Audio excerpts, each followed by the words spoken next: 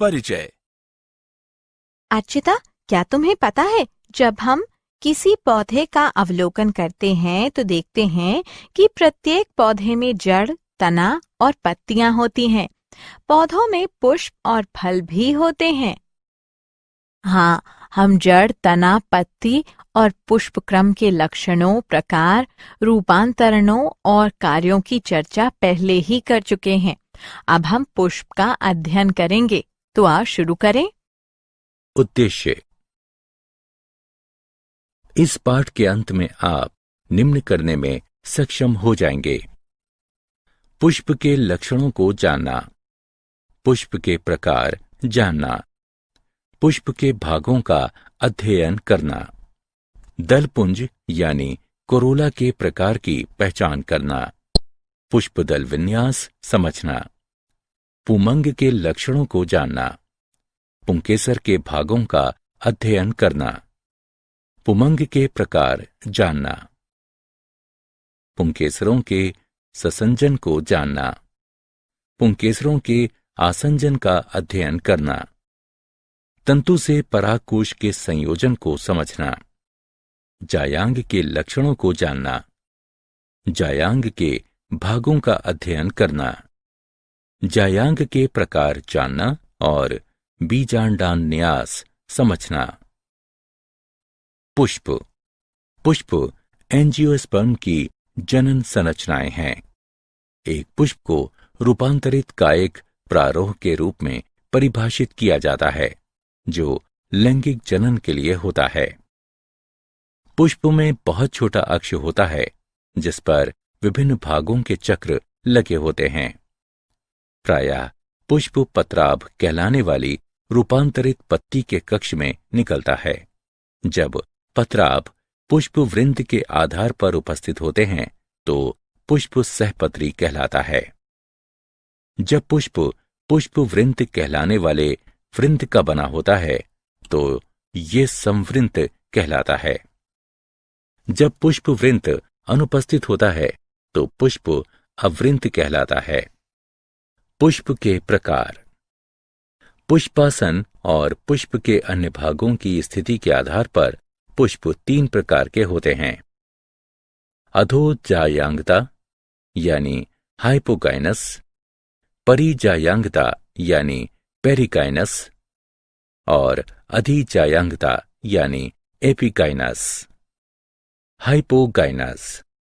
पुष्पासन ऊपरी फूला हुआ भाग है और जायांग पुष्पासन के सबसे ऊपरी भाग पर स्थित होता है। अन्य पुष्पीय भाग अर्थात कैलिक्स, कोरोला और पुमंग जायांग के नीचे स्थित होते हैं। अंडाशय ऊर्ध्ववर्ती होता है। यह आद्य के रूप में माना जाता है। पेरिकाइनस। पुष्पासन चपटा या प्याले के आकार का होता है। कैलिक्स, कोरोला और पुमंग प्याले के सिरे से जुड़े होते हैं और जायांग मध्य में होता है। अंडाशय आधा अधोवर्ती होता है। ये हाइपोगाइनस और एपिगाइनस के बीच मध्यवर्ती के रूप में माना जाता है। एपिगाइनस। पुष्पासन एक गहरे प्याले के आकार का होता है और प्याले के किनारे अंडाशय की भित्ति से संलग्न हो जाता है। कैलिक्स, कोरोला और पुमंग अंडाशय के शीर्ष पर निकलते हैं। अंडाशय अधोवर्ती होता है। इसे काफी उन्नत अवस्था माना जाता है। पुष्प के भाग। प्रत्येक पुष्प में सामान्यतः 4 पुष्प चक्र होते हैं, जैसे कैलिक्स, कोरोला, पुमंग और जायांग। आइए इन सभी की एक एक करके विस्तार से चर्चा करें। वाहे दलपुंज यानी कैलिक्स। कैलिक्स पुष्प का सबसे बाहरी चक्र है और इसकी इकाई को वाहेदल कहते हैं। प्रायः वाहेदल हरे पत्ती जैसे होते हैं और कलिका अवस्था में पुष्प की रक्षा करते हैं। कैलिक्स संयुक्त वाहेदली यानी जुड़े हुए वाहेदल या पृथक वाहेदली यानी मुक्त वाहेदल होते हैं। दलपुंज यानी कोरोला। कोरोला दलों का बना होता है। यह पुष्प का द्वितीय चक्र है। दल प्रायः चमकीले रंगीन होते हैं, जो परागण के लिए कीटों को अपनी ओर आकर्षित करते हैं। कैलिक्स की तरह कोरोला भी मुक्त यानी पृथक दली या जुड़े हुए यानी संयुक्त दली हो सकते हैं। पौधों में कोरोला की आकृति तथा रंग भिन्न भिन्न होता है। कोरोला नलिकाकार, घंटाकार, कीप के आकार का तथा चक्राकार हो सकता है। कोरोला के प्रकार। नलिकाकार दल एक नली जैसी संरचना बनाते हैं। उदाहरण कंपोजिटी। क्रॉस रूपी इस प्रकार के कोरोला में 4 मुक्त नखरित दल एक क्रॉस के रूप में व्यवस्थित होते हैं। उदाहरण क्रूसीफेरी। पेपिलियोनेसियस यानी मटर कुलिये। 5 मुक्त दल एक तितली के समान व्यवस्थित होते हैं। वे वैगजिलेरी प्रकार के विन्यास में व्यवस्थित होते हैं, जिनमें बड़ा दल मानक या ध्वज, 2 पार्श्वीय दल यानी पंख और 2 भीतरी संयुक्त एवं नौकाकार दल यानी कूटक होते हैं। उदाहरण पेपिलियोनेसी। जीविकाकार कंपोजिटी के अर्धपुष्पक जीवा के रूप में व्यवस्थित होते हैं। उदाहरण सूरजमुखी। पुष्पदल विन्यास। पुष्पकली में उसी चक्र की अन्य इकाइयों सापेक्ष बाह्य दलों या दलों के लगे रहने के क्रम को पुष्पदल विन्यास कहते हैं। मुख्य प्रकार के पुष्पदल विन्यास कोर स्पर्शी, व्यावर्तित, कोर छादी और वैगजिलेरी हैं। कोर स्पर्शी विन्यास तब होता है जब कैलिक्स या कोरोला की इकाइयां केवल एक दूसरे को स्पर्श करती हैं, लेकिन अतिव्यापन नहीं करती। उदाहरण कैलोट्रोपिस। इसे कोर स्पर्शी कहा जाता है। व्यावर्तित विन्यास तब होता है जब कैलिक्स या कोरोला की इकाई का एक किनारा अतिव्यापित होता है और दूसरा किनारा अगली इकाई पर अतिव्यापन करता है, जो ये पुष्पदल विन्यास व्यावर्तित कहलाता है। उदाहरण गुड़हल, भिंडी तथा कपास आदि। कोर छाती विन्यास तब होता है जब कैलिक्स या कोरोला की एक इकाई के दोनों किनारे अतिव्यापित हो जाते हैं और दूसरी इकाई के दोनों किनारे बाह्य और शेष प्रकृति में व्यावर्तित होते हैं, तो ये पुष्पदल विन्यास कोर छाती कहलाता है। उदाहरण केसिया और गुलमोहर आदि। ये भी 2 प्रकार के हो सकते हैं, आरोही कोर छाती और अवरोही कोर छाती। आरोही कोर छाती विन्यास तब होता है जब पश्च इकाई आंतरिक होती है और पार्श्व इकाइयों द्वारा अतिव्यापित की जाती हैं, जिसमें अपनी संलग्न इकाई अग्र इकाइयों द्वारा अतिव्यापित की जाती हैं। उदाहरण सीजल पिनियोडी। अवरोही कोर छाती और वैगजिलेरी विन्यास मटर और सेम के पुष्पों में पाया जाता है। इनमें 5 दल होते हैं। सबसे बड़ा दल मानक 2 पार्श्व दलों यानी पंख को अतिव्यापित करता है, जिसके बाद ये 2 सबसे छोटे अग्रदल यानी कूटक को अतिव्यापित करते हैं। इस प्रकार का पुष्पदल विन्यास वैगजिलेरी या पेपिलियोनेसियस कहलाता है। पंचक विन्यास तब होता है जब कैलिक्स या कोरोला की 2 इकाइयों के किनारे दोनों बाह्य होते हैं और 2 इकाइयां आंतरिक तथा शेष एक इकाई का एक किनारा आंतरिक तथा एक किनारा बाह्य होता है, तो ये पंचक कहलाता है। पुमंग। ग्रीक भाषा में एंड्रोशियम यानी पुमंग शब्द का अर्थ एंड्रस ओइकिया यानी पुरुष का घर है। पुमंग नर जनन अंग है और पुष्प का तीसरा चक्र बनाता है। ये अनेक पुंकेसरों का बना होता है। प्रत्येक पुंकेसर में तंतु तथा इसके शीर्ष पर एक परागकोश होता है। प्रत्येक पुंकेसर एक वृंत या एक तंतु और एक परागकोश का बना होता है। प्रत्येक परागकोश प्रायः द्विपालक होता है और प्रत्येक पाली में 2 कोष्ठक परागकोश होते हैं। परागकण परागकोश में उत्पन्न होते हैं। एक बंधे पुंकेसर स्टेमिनॉइड कहलाता है। पुंकेसर के भाग। एक विशिष्ट पुंकेसर के 3 भाग होते हैं: तंतु, परागकोश और संयोजी। प्रत्येक पुंकेसर में प्रायः एक वृत्त होता है जो तंतु यानी लैटिन शब्द फिलम यानी सूत्र कहलाता है। पुष्प के भीतर तंतुओं की लंबाई भिन्न भिन्न हो सकती है, जैसे कि साल्विया और सरसों में। तंतु के शीर्ष पर एक परागकोश और लघु बीजाणुधानी कहलाने वाला परागकोश होता है। कोष्ठक और कोशिकाओं के बीच ऊतक संयोजी कहलाते हैं। पुमंग के प्रकार। पुंकेसरों की लंबाई के आधार पर पुमंग 3 प्रकार के होते हैं: द्विदीर्घी, चतुर्दीर्घी और विषम दीर्घी। जब 2 पुंकेसर लंबे और 2 छोटे होते हैं तो पुमंग द्विदीर्घी होता है। जब 4 पुंकेसर लंबे और 2 छोटे होते हैं तो पुमंग चतुर्दीर्घी होता है। जब सभी पुंकेसर अलग अलग लंबाइयों के होते हैं तो पुमंग विषम दीर्घी कहलाता है। पुंकेसरों का ससंजन।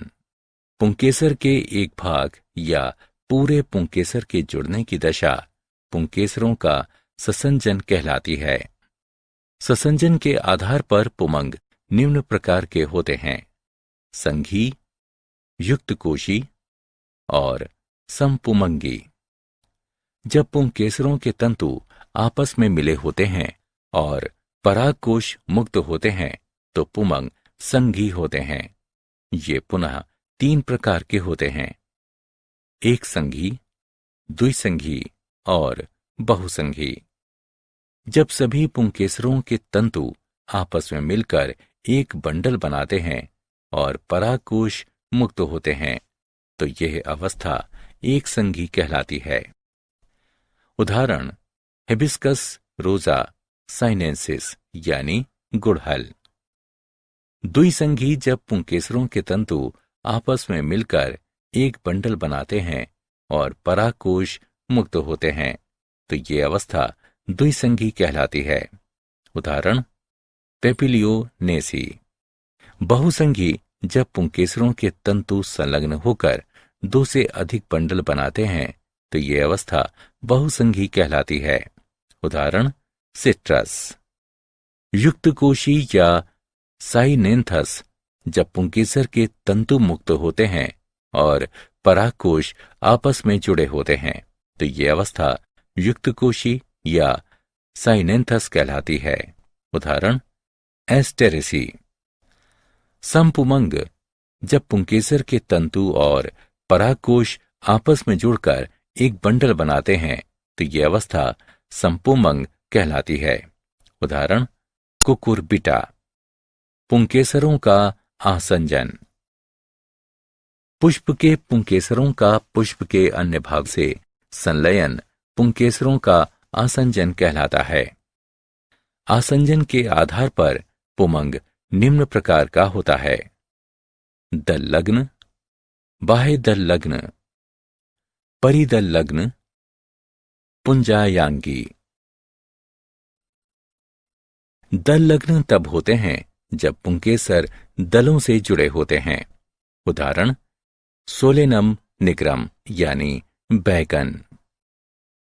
बाह्यदल लग्न तब होते हैं जब पुंकेसर बाह्यदल से जुड़े होते हैं।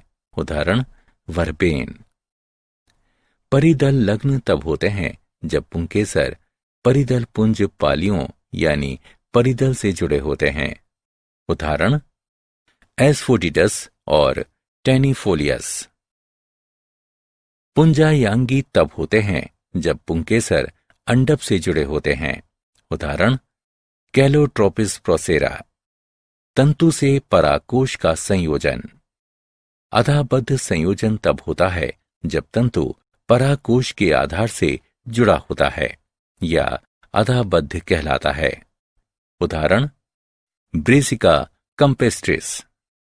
संलग्न, जब तंतु आधार से शीर्ष तक पराकोश की पालियों से जुड़ा होता है तो यह संलग्न कहलाता है। उदाहरण, मैग्नोलिया। पृष्ठलग्न, जब तंतु पराकोश के पीठ से दृढ़तापूर्वक जुड़ा होता है तो यह पृष्ठलग्न कहलाता है। उदाहरण, पैसीफ्लोरा।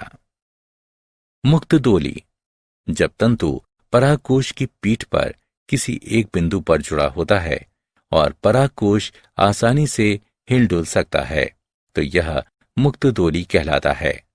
उदाहरण, घास। जायांग। जायांग पुष्प का मादा जनन अंग है और एक या अनेक अंडकों का बना होता है। यह पुष्प का चौथा चक्र है। यह पुष्पासन के अंतिम सिरे पर स्थित होता है। जायांग या स्त्री केसर एक या अनेक अंडकों के बने होते हैं जो पुष्प का मादा जनन अंग है। अंडप अधर सीवन पर वलित एक रूपांतरित पत्ती है। उपांत आपस में संलग्न होते हैं। मध्य शिरा भाग पृष्ठ सीवन कहलाता है। बीजांड बीजांडासन पर जुड़े होते हैं जो प्रायः अधर सीवन पर विकसित होते हैं। निषेचन के पश्चात बीजांड बीज में विकसित हो जाते हैं और अंडाशय परिपक्व होकर फल बन जाता है। जायांग के भाग। अंडप 3 भागों का बना होता है, वर्तिकाग्र, वर्तिका और अंडाशय। वर्तिकाग्र प्रायः वर्तिका के शिखर पर होता है और ये परागकणों के लिए जनन सतह है।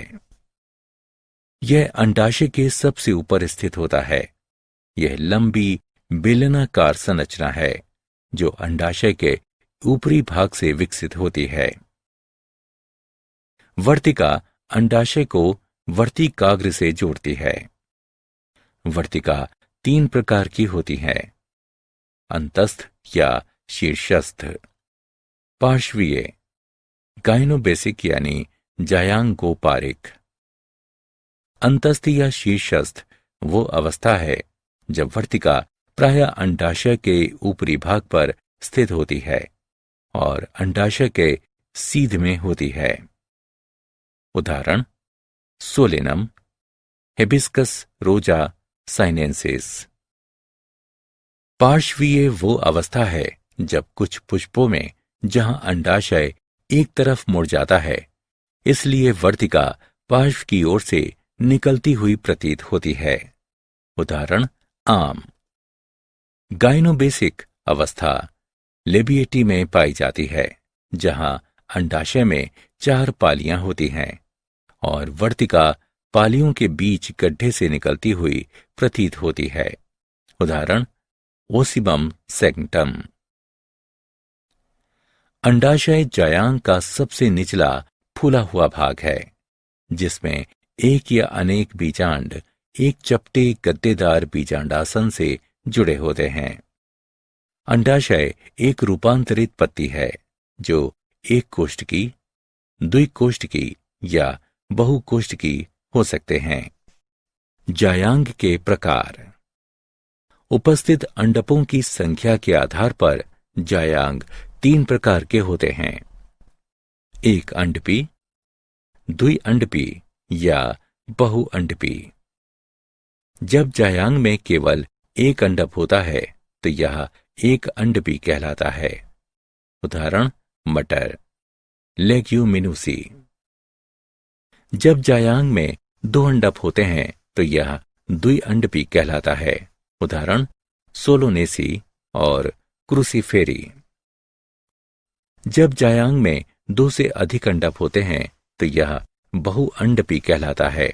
उदाहरण, मालवेसी। अंडकों की स्थिति के आधार पर जायांग दो प्रकार के होते हैं, वियुक्तांडपी और युक्तांडपी। जब एक से अधिक अंडक उपस्थित होते हैं तो वे मुक्त हो सकते हैं और वियुक्तांडपी कहलाते हैं। उदाहरण, कमल और गुलाब।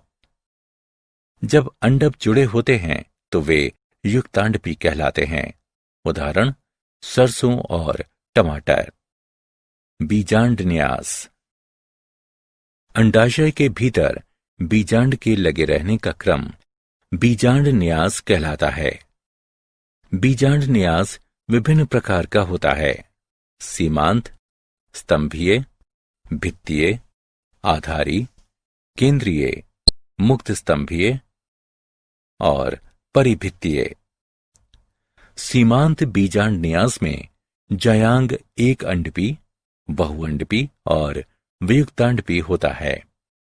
अंडाशय एक कोष्ठकी होता है। बीजांड अधर सीवन पर स्थित बीजांडासन पर एक या अधिक पंक्तियों में निकलते हैं। उदाहरण, लेग्यूमिनेसी। स्तंभीय बीजांड न्यास में जायांग द्विअंडपी, बहुअंडपी और युक्तांडपी होता है।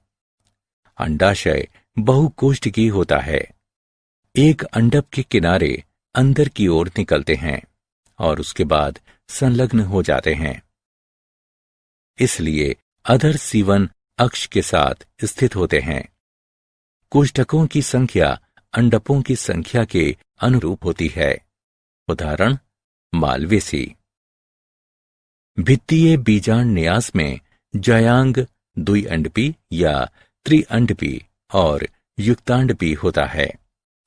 अंडाशय एक कोष्ठकी होता है। कभी कभी यह आभासी पट बनने के कारण द्विकोष्ठकी हो सकता है। बीजांडासन आसन अंडकों के संलग्न किनारों पर निकलता है। इस प्रकार बीजांड अंडाशय की परिधि पर निकलते हैं।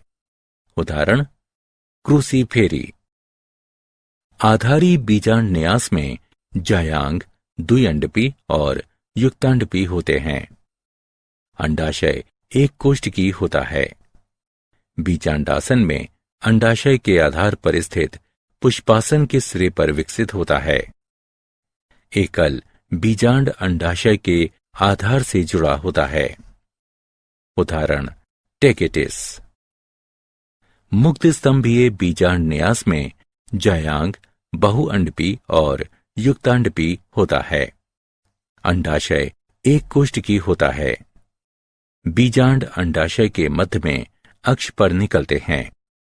उदाहरण, डायंथस। बीजांड न्यास स्तंभीय होता है, लेकिन विभाजन भित्ति के टूट जाने के कारण यह मुक्त स्तंभीय हो जाता है। परिभित्तीय बीजांड न्यास में जायांग बहुअंडपी। क्या आप जानते हैं, एस्टेरेसी कुल में पुष्पक्रम मुंडक होता है। कंपोजिटी कुल में पुंकेसर युक्त कोशी होते हैं। क्रूसीफेरी कुल में जायांग द्विअंडपी, युक्तांडपी, ऊर्ध्ववर्ती और एक कोष्ठकी होते हैं, लेकिन ये रीप्लम कहलाने वाले आभासी पट के कारण द्विकोष्ठकी हो जाते हैं। सारांश। आइए हमने जो कुछ सीखा है उसे संक्षेप में दोहराएं। एक मानक दो पंख जैसे पार्श्वीय तल और दो कूटक आकार के तल वाला पौधा फाबेसी से संबंधित है। त्रितयी एकलिंगी पुष्प का उदाहरण कोकस न्यूसीफेरा है। द्विसंधि पुंकेसर फाबेसी के लक्षण हैं। चतुर्दीर्घी अवस्था ब्रेसिका कंपेस्ट्रस में पाई जाती है। क्रूसीफेरी कुल में द्वितयी पुष्प 6 पुंकेसर द्विअंडपी जायांग होता है।